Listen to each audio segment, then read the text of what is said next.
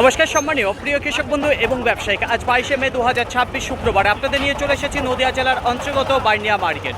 আপনাদের বিনোদনের জন্য জানিয়ে দেবো আজকে মার্কেটে পেঁয়াজের আমদানি দেখা দিয়েছে প্রায় 900 থেকে 1000 বস্তা। আমদানি কিন্তু খারাপ নাই। বিক্রির গতি দ্বারা যদি কথা বলি মোটামুটি রয়েছে, না খুব দ্রুত গতিবেগে হচ্ছে না খুব ধীর গতিবেগে হচ্ছে। মার্কেট থেকে সব পেঁয়াজ এখনও ক্লিয়ার হয়নি, বেশ কিছু পেঁয়াজ দাঁড়িয়ে রয়েছে, তবে সেটা মোটা সাইজের যে চারার পেঁয়াজ সেগুলোই দাঁড়িয়ে রয়েছে। তাছাড়া বোনা পেঁয়াজ একটু ভালো মানের যে পেঁয়াজ সেগুলো কিন্তু ক্লিয়ার হয়ে গেছে।